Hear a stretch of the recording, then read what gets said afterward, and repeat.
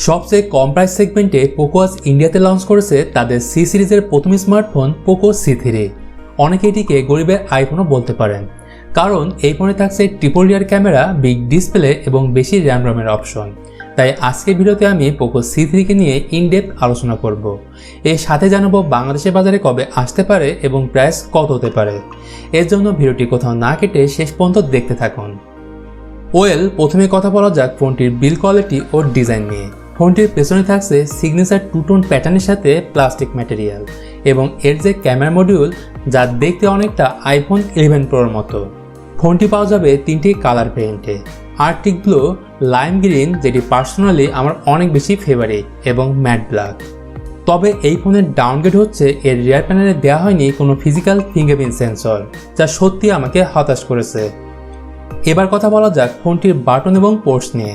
ফোনটির ডান দিকে থাকছে ভলিউম আপ ডাউন ও পাওয়ার বাটন, বাম দিকে থাকছে ডেডিকেটেড সিম স্লট, যেখানে দুটি সিম ও একটি মেমোরি কার্ড ব্যবহার করা যাবে।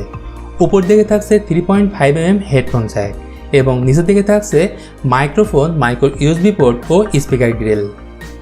পোকো C3তে ডিসপ্লে হিসেবে থাকছে 6.53 inch HD+ IPS LCD panel, যেখানে স্ক্রিন টু বডি রেশিও 81.1% এবং এসপেক্ট রেশিও 20:9। এবার কথা বলা যাক এই ফোনটির পারফরমেন্স নিয়ে। এই ফোনটিতে থাকছে এন্ট্রি লেভেলের একটি প্রসেসর মিডিয়াটেক হিলিও G35, যা 12 ন্যানোমিটার আর্কিটেকচারের তৈরি। আর হিলিও G35 লোয়ার বাজেটে আমি বলবো ভালো একটি প্রসেসর, কারণ ডে টু ডে লাইফে নর্মাল কাজের পাশাপাশি লো গ্রাফিক্সে যে কোনো গেম ইজিলি রান করতে পারবেন কোনো ফ্রেম ড্রপ বা হ্যাং ছাড়াই।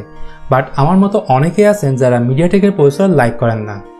এছাড়াও ফোনটিতে র্যাম ও স্টোরেজ হিসেবে থাকছে 3GB ও 4GB LPDDR4X র্যাম এবং 32GB ও 64GB ইন্টারনাল স্টোরেজ, যেখানে স্টোরেজ টাইপ হিসেবে থাকছে eMMC 5.1।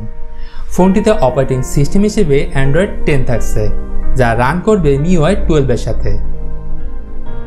এবার কথা বলা যাক পোকো C3 এর ক্যামেরা নিয়ে। ফোনটির রিয়ারে থাকছে ট্রিপল ক্যামেরা সেটআপ, যেখানে থাকছে 13 মেগাপিক্সেলের মেইন ক্যামেরা, 2 মেগাপিক্সেলের ম্যাক্রো লেন্স এবং থাকছে 2 মেগাপিক্সেলের ডেপথ সেন্সর। আবার যদি বলি ফ্রন্ট ক্যামেরার ব্যাপারে, তো এখানে থাকছে 5 মেগাপিক্সেলের সেলফি ক্যামেরা। ওভারঅল ফ্রন্ট এবং ব্যাক উভয় ক্যামেরা দিয়ে আপনি 30 ফ্রেম পার সেকেন্ডে 1080p রেজলিউশনে ভিডিও রেকর্ড করতে পারবেন। সো বাজেট বিবেচনায় এই ক্যামেরা নিয়ে আমি স্যাটিসফাইড।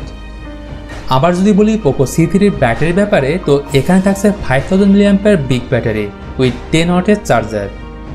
ফাইনালি কথা বলা যাক ফোনটির প্রাইস নিয়ে। এই ফোনটির 332GB ভেরিয়েন্টের ইন্ডিয়ান প্রাইস হচ্ছে 7500 রুপি, যা বাংলা টাকায় কনভার্ট করলে এর প্রাইস দাঁড়ায় 8700 টাকা, এবং 464GB ভেরিয়েন্টের ইন্ডিয়ান প্রাইস হচ্ছে 9000 রুপি, যা বাংলা টাকায় কনভার্ট করলে এর প্রাইস দাঁড়ায় 10,000 টাকা। সো যাদের বাজেট 10,000 টাকা, আমি বলবো এই ফোনটি না কেনায় বেটার হবে। এর বেশ কিছু উইক পয়েন্ট রয়েছে। প্রথমত, unofficial phone. Second point, type C port থাকছে না, এবং লার্জ যে point, rear mount fingerprint sensor দেওয়া হয়নি। সুতরাং পোকো C3 স্মার্টফোন না নিয়ে আর কিছু টাকা বাড়িয়ে অফিসিয়ালি রিয়েলমি C3 স্মার্টফোন নেওয়াটাই বুদ্ধিমানের কাজ হবে। তো পোকো C3 ব্যাপারে আর কিছু জানার থাকলে অবশ্যই এই ভিডিওর কমেন্ট বক্সে জানাতে পারেন। আর ভিডিওটি ভালো লাগলে লাইক, কমেন্ট ও শেয়ার করতে ভুলবেন না। আজকের মতো এ পর্যন্তই, দেখা হবে পরের ভিডিওতে। সে পর্যন্ত আপনি ভালো থাকবেন, সুস্থ থাকবেন, টেক কেয়ার।